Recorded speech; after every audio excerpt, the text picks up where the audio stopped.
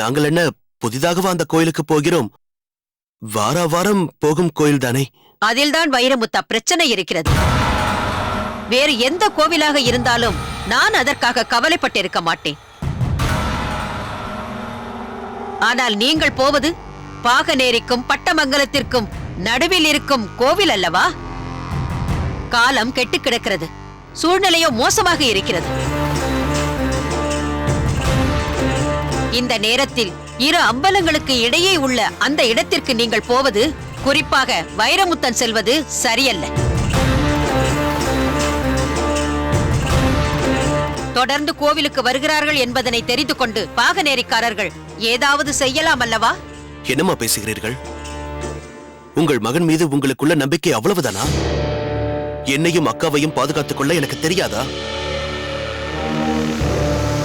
அதுவும் இல்லாமல் அந்த பாகனேரிக்காரர்கள் நிச்சயம் அப்படி ஒரு காரியத்தில் இறங்க மாட்டார்கள். வைரமுத்தன் சொல்வதும் சரிதான். அவர்கள் இருவரும் போகட்டும், விட்டுவிடுங்கள் அத்தை. வீரம்மா, உன் தம்பியை அழைத்துக் கொண்டு போமா. சீக்கிரம் போ, குறிப்பிட்ட நேரம் தவறிவிடப் போகிறது. கூட்டம் வந்துவிட்டால் நிம்மதியாக சாமியை தரிசனம் செய்ய முடியாதல்லவா? அதற்காக சொன்னேன். கணக்கு பிள்ளை, நீங்கள் செல்லுங்கள், உங்கள் பணிகளை கவனியுங்கள். ஆகட்டும் ஐயா. வைரமுத்தா, பதற்றமே இல்லாமல் கோயிலுக்கு சென்று அம்மனை நிம்மதியாக தரிசித்து விட்டு வா. செல்லுங்கள். நாங்கள் வருகிறோம் அம்மா. வா வைரமுத்தா.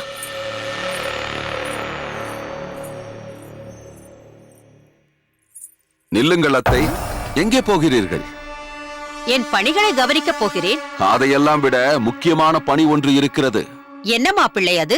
இப்போது வீரம்மாளும் வைரமுத்தனும் கோவிலுக்கு போகிறார்களே, அவர்களை பின்தொடர்ந்து போக வேண்டும். ஏன்? காரணமாகத்தான். சரி, போய் வாருங்கள். நான் மட்டும் போனால் போதாது, நீங்களும் வர வேண்டும். நான் வாசலை தாண்டி வரமாட்டேன் என்று சபதம் செய்ததை பற்றி இப்பொழுதுதானே பேசிக் கொண்டிருந்தோம். அதற்குள் அழைக்கிறீர்களே. அந்த சபதமே உங்கள் வஞ்சத்தை தீர்த்துக் கொள்ள வேண்டும் என்பதற்காகத்தானே? அதுதானே உங்கள் லட்சியம்? ஆமாம். நீங்கள் கோவிலுக்கு வராமல் போனால் அந்த லட்சியத்தையே நிறைவேற்ற முடியாது. பிறகு உங்கள் சபதத்தால் என்ன பயன்? சபதமா, லட்சியமா, எது முக்கியம்? நீங்களே முடிவு செய்யுங்கள். என்ன பிரச்சனை மாப்பிள்ளை? எதுவாக இருந்தாலும் தெளிவாக சொல்லுங்கள். உங்கள் மகனும் மகளும் இவ்வளவு வேகமாக கோயிலுக்கு போகிறார்களே, சாமியை தரிசனம் செய்வதற்காகவா? வேறு யாரை பார்க்க போகிறார்கள்? பாகனேரி அம்பலக்காரன் வாளுக்கு வேலியின் தங்கை கல்யாணியை பார்க்க போகிறார்கள். ஆமாம் அத்தை, பெரிய நாயகிக்கும் வீரம்மாளுக்கும் ஒரு புதிய உறவு ஆரம்பித்திருக்கிறது. உங்கள் மகள் அந்த பெரிய நாயகி வாளுக்கு வேலியின் அருமை தாயார் கொடுத்த பிரசாதத்தை அன்று வாங்கி இங்கு கொண்டு வந்தாளே, அதற்கு பிறகு நீங்கள் அவளை கோயிலுக்கு போகாமல் தடுத்திருக்க வேண்டும். எங்கும் செல்லக்கூடாது என்று தடை விதித்திருக்க வேண்டும். ஆனால் நீங்கள் அதை விட்டுவிட்டீர்களே. இப்போது அது விட முடியாத தொடர்பாக மாறி அரங்கேறிக் கொண்டிருக்கிறது. அக்கா பெரிய நாயகியை சந்தித்து உரையாட சென்று விட்டால், தம்பி அவள் மகள் கல்யாணியோடு உறவாட சென்றிருக்கிறான். மாப்பிள்ளை, புரியும்படியாக சொல்லுங்கள். வைரமுத்தன் கல்யாணியை எதற்காக சந்திக்க வேண்டும்? என்ன அத்தை இது, இப்படி ஒரு கேள்வியை கேட்டு விட்டீர்களே. ஒரு ஆண் ஒரு பெண்ணை எதற்கு தனிமையில் சந்திக்க வேண்டும்? காதலிக்கத்தான். வைரமுத்தனும் கல்யாணியும் ஒருவருக்கொருவர் உயிருக்கு உயிராக விரும்புகிறார்கள். இது எப்படி நடந்தது? எப்படி நடந்தது? இதற்கு அடித்தளம் போட்டது நீங்கள் தான் என்று சொன்னால் நீங்கள் என்ன செய்வீர்கள்? என்ன மாப்பிள்ளை இப்படி சொல்கிறீர்கள்? நான் என்ன செய்தேன்? அம்பலக்காரர்கள் அனைவரையும் தன் வட்டத்தில் கொண்டு வர பரிவட்டம் என்ற ஒரு நாடகத்தை நடத்தினானே அந்த வாளுக்கு வேலி.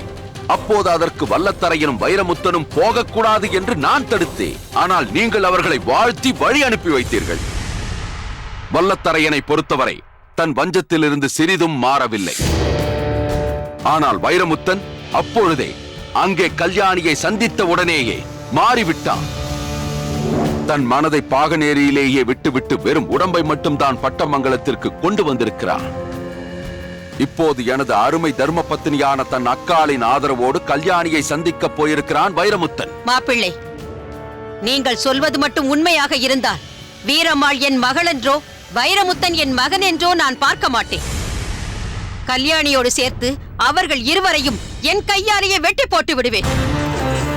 அதற்கு பிறகு அவர்கள் சந்திக்கும் அந்த இடம் கோவிலாக இருக்காது, யுத்த பூமியாகிவிடும். அபிஷேக நீர் ஓடுவதற்கு பதில் இரத்த ஆறு ஓடும். அவசரப்பட்டு அப்படியெல்லாம் செய்து விடாதீர்கள் அத்தை. நான் சொல்வது உண்மையா இல்லையா என்று இப்போது அங்கு நேரில் வந்து பார்த்து நீங்களே உறுதி செய்து கொள்ளுங்கள். நாம் முதலில் செய்ய வேண்டியதெல்லாம் அவர்கள் இருவரையும் கையும் களவுமாக பிடிக்க வேண்டும் என்பதுதான்.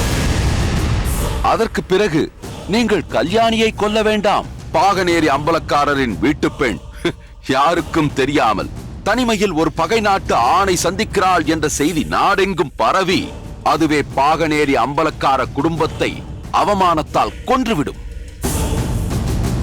சபதத்தை மீற மாட்டேன் என்று வீட்டுக்குள்ளேயே அடைந்து கிடந்து வைரமுத்தன் கல்யாணியின் உறவை மேலும் பலப்படுத்தப் போகிறீர்களா? இல்லை, லட்சியம்தான் பெரிது என்று வீட்டை விட்டு வெளியே வந்து அவர்களை கையும் களவுமாக பிடித்து பெரிய நாயகியின் குடும்பத்தை அவமதிக்கப் போகிறீர்களா? நீங்களே தீர்மானித்துக் கொள்ளுங்கள். நான் வாசலில் காத்திருக்கிறேன்.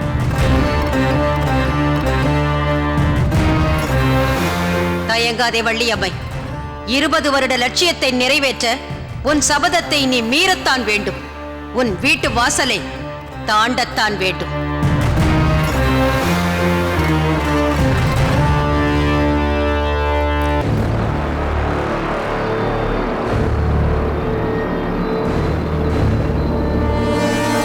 Cheers! Cheers.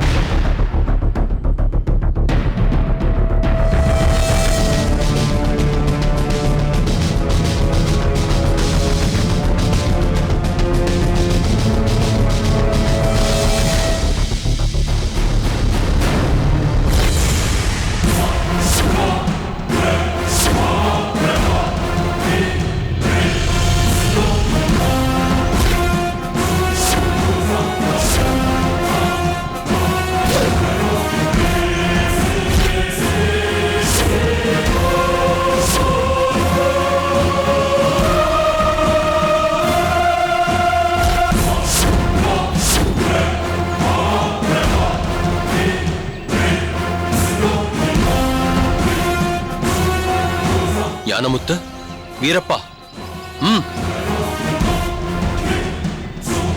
அதப்பா,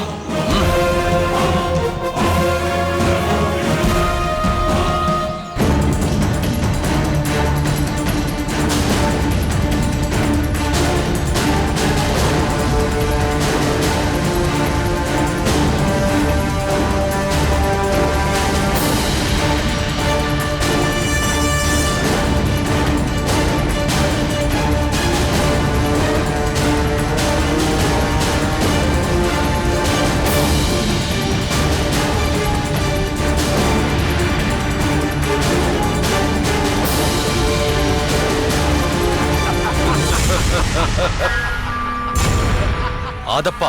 சொல் சிவத்தையா. ஆணவ சிரிப்பு சத்தம் கேட்கிறதா? நன்றாக கேட்கிறது. நமது பாசறை ஒன்றை அழித்து விட்டோம் என்ற ஆணவத்தில் அதை கொண்டாடிக் கொண்டிருக்கிறார்கள் அந்த மேஜர் கிரேவும் அவனது தளபதியும். உண்மைதான் சிவத்தையா. நமது வீரர்களை கொன்றுவிட்டு அவர்கள் உடம்பிலிருந்து ஓடிய உதிரத்தையே மதுரசமாக்கி பருகிக் கொண்டிருக்கிறான் அந்த கிரே. அவனை வெட்டி சாய்த்து அவன் உதிரத்தை நம் வீரர்களின் கல்லறையில் தெளித்தால்தான் என் ஆத்திரம் அடங்கும். அவ்வளவு எளிதாக அவனை கொன்றுவிடக் கூடாது ஆதப்பா. அவனோடு வந்து நம் வீரர்களை கொன்ற ஆங்கில சிப்பாய்களில் ஒருவர் கூட உயிரோடு மிஞ்ச முடியாதபடி அத்தனை பேரையும் கொன்று குவிக்க வேண்டும். தன் கண் முன்னாலேயே நம் பாசறை வீரர்களை கொன்ற வெள்ளைய வீரன் ஒருவன் கூட மிச்சமில்லாமல் செத்து மடிவதை அந்த மேஜர் கிரே பார்த்து துடிக்க வேண்டும். அதுதான் சரி. வா போகலாம். நில்லாதப்பா. என்ன? நீ இப்படியே வா போகப் போகிறாய்? ஆமாம். வேண்டாம், நீ இப்படியே வர வேண்டாம். ஏன்? நான் மறைந்து வாழ்பவன். தாக்குவது நான் தான் என்று தெரிந்தாலும் எந்த பிரச்சனையும் இல்லை. ஆனால் நீ யார் என்பது வெள்ளையர்களுக்கு தெரியக்கூடாது. அதனால் உன்னுடைய முகத்தை மறைத்துக்கொள். எக்காரணத்தை கொண்டும் நீ அங்கு ஒரு வார்த்தை கூட பேசக்கூடாது. எதற்காகவும் உன் பெயரை உபயோகப்படுத்தக்கூடாது. ஆதப்பா, முதலில் கூடாரத்தை சுற்றியுள்ளவர்களின் கதைகளை முடித்துவிட்டு பிறகு அவர்களை முடிப்போம். நீ இந்த பக்கமாக செல், நான் இப்படி செல்கிறேன்.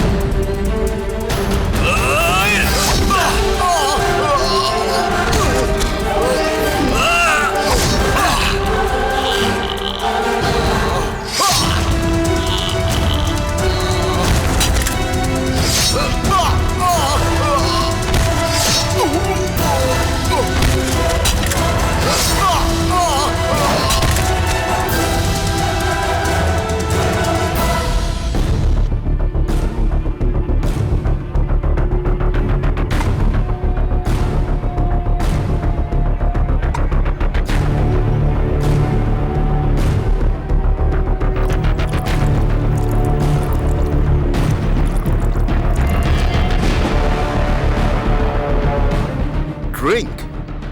போதும், enough. No.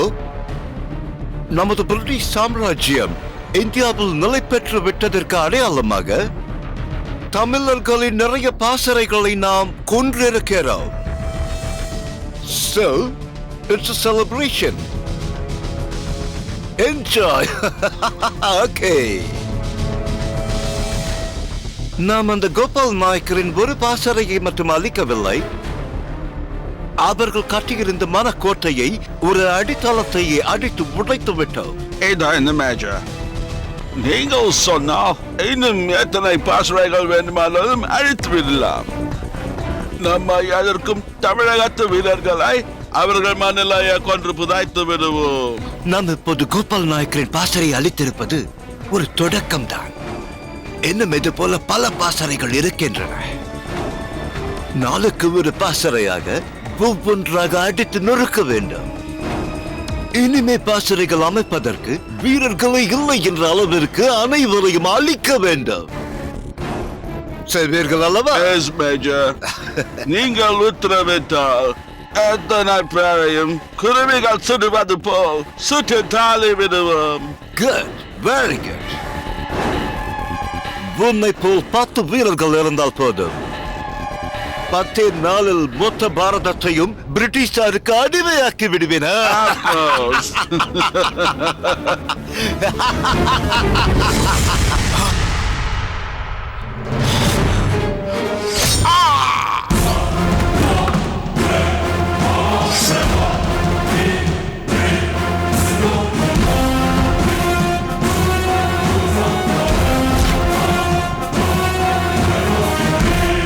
உன் கனவு நிறைவேறாது major grey.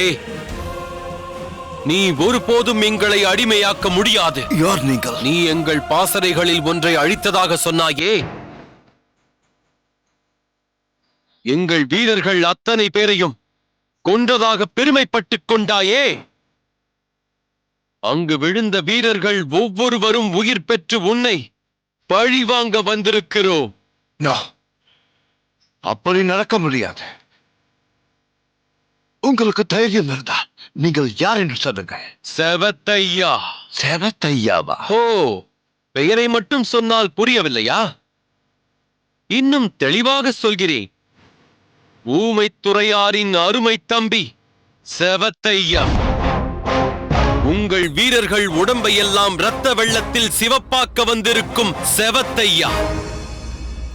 Grey, major grey, kernel அக்னியுவால் பிரிட்டிஷிலிருந்து பிரத்யேகமாக வரவழைக்கப்பட்ட மேஜர் கிரே.